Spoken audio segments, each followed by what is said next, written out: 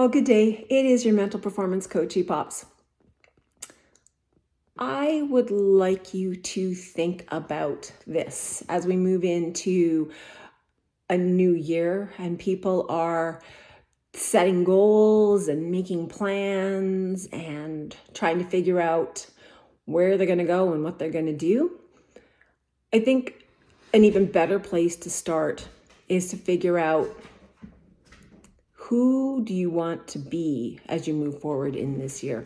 How are you going to show up for your horse or horses or partners or students as a better version of yourself? How are you going to model the behaviors you want to see when things are going well and when things aren't going so well? As my dog wanders around and thinks about dog food.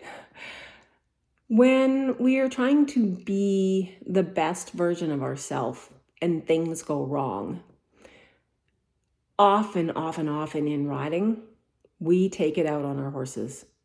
Countless times, all of us have seen people lose their temper because they themselves didn't perform the way they wanted to perform. And as a result, the horse didn't do their job. And so we're watching horses get smacked with whips and smashed around with ropes and kicked repetitively, really roughly with spurs and yarded in the face as somebody hauls off on the reins. What about instead if we do a huge shift and we think about, I didn't manage today to show up as the best version of myself today, because some days we're awesome and we rock and some days, let's face it, we suck. How about instead, I didn't show up as the best version of myself today?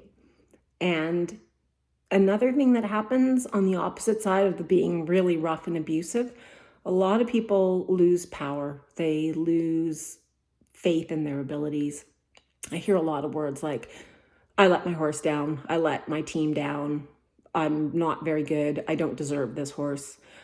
So that's the opposite side of the rough, abusive, horrible behavior. This is equally detrimental, equally bad. What about instead if I put my hands on my horse's shoulder or my horse's neck and I say, I am so sorry. The best I could do for you today was to learn.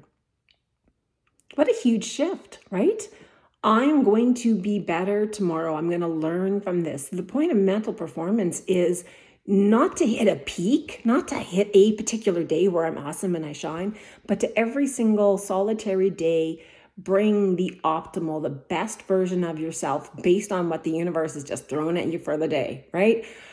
Because every single day stuff can go along brilliantly and it can start dreadfully from the very beginning. So how do I bring the best version of myself every single solitary day, to get better every day, to handle adversity and hard stuff every day?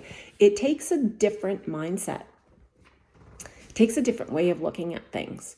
And instead of being angry, frustrated, rough, abusive, and horrible to your horse when things don't go well, when it's not a good ride and not a good performance, or on the other hand, instead of being, I don't deserve my horse, the words I hear, I don't deserve my horse, I'm a loser,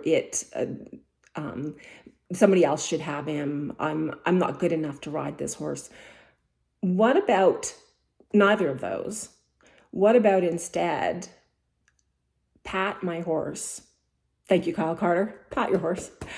What about instead if we say, I'm sorry that the best I could do for you today was to learn? That means there's hope, there's optimism.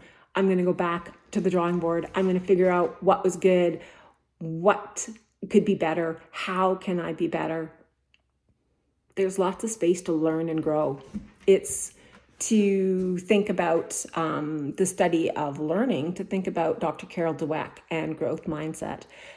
There's always possibility if I'm willing to invest. Interesting way to start to look at my past performances and start to think about how I want to show up for my future performances in whatever venue, whatever tack you ride in or drive, or however you live your life with horses. A different way of thinking about how we interact with them and what is our mental game when we're doing those things. This is your mental performance coach, Pops, wishing you an awesome ride.